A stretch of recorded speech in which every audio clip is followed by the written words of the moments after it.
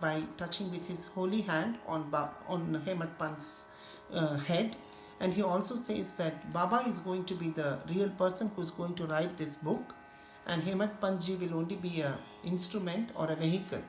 And by saying this, Baba gives utmost confidence to Hemant Pantji.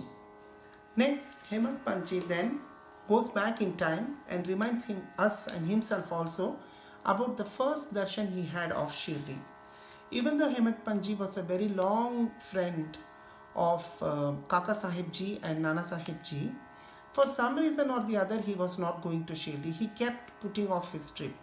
Maybe it was because one of his friend's child was very ill, and because of that he was not getting better, even though the gurus were trying to do a lot of things. And generally Hemant Pantji had something against the gurus in his mind, and so he was not going. But it so happened that when you are destined for good blessings and getting the darshan of great saints, automatically that will happen in your favor. So Nana Sahib Ji once was going somewhere, and he ended up in Bandra, and he contacted Hemant Pantji and asked him to come there and meet him, and took him to task why he has not gone and taken the darshan of Shirdi Baba yet. Then he tells a lot of points in favor of Shirdi Baba, about his greatness, the power of the masjid and miracles, everything. And then Hemant Pantji is convinced, and he decides that he will go. And he books a ticket, makes a journey trip plan, and he books a ticket and goes. But there is some error in the plan, and what happens is that halfway through in the journey, a Muhammad gentleman suddenly comes and beseeches Hemant Pantji and asks him about his journey, and corrects the plan for him and tells him to take the right train so that he can come to Shirdi. If this is not happening, miraculously, Hemant Pantji would have ended up somewhere else, and he would not even have ever gone to Shirdi. He might have gone back because his trip did not succeed. So, because of the blessing and miraculous intervention of Shirdi Sai Baba, Hemant Pantji was brought to Shirdi. He had his bath and rituals, morning rituals, and then he ran to take the darshan of Baba in the masjid, and he fell in Baba's feet, and he was overjoyed, and he was in total bliss. But somewhere in his mind still that, he had not realized the fundamental and the full power of the Guru. So on the first day itself, after having darshan, when all the people were talking with Mr. Balasaheb Bate, he had an argument, and in this argument, Bate Sahib was in favor of Guru, and Hemant Pantji expressed some sentiments against the power of Guru in the life of human beings. And he was very convincing because he was a good orator, and he was very knowledgeable, and he gave lot of confident speeches saying that there is no need for the Guru because everything is predestined in this world.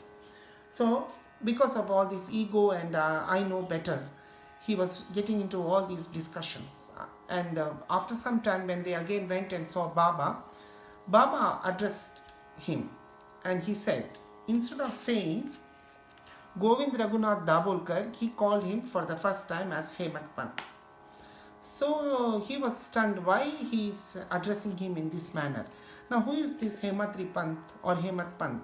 Hematri Pant was a very well-known and acclaimed minister of the Yadav dynasty for the kings Mahadev and Ramdev, and he wrote lot of scholarly texts and books. He also kept the accounts of the kingdom, and he was a very, very proficient and very scholarly person, very knowledgeable. Whereas at that time, Dabolkar ji was not so renowned, and he himself in this Charitram calls himself a ignoramus at that time.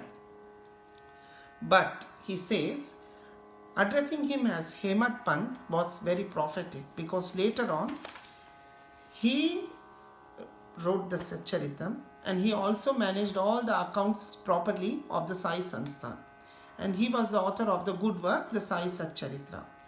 And that is why this book, which is giving entirely information about the power of Guru, power of Shirdi Sai Baba, was written by the person who on the first day was doubting about the power of Guru, and that is why it is very prophetic.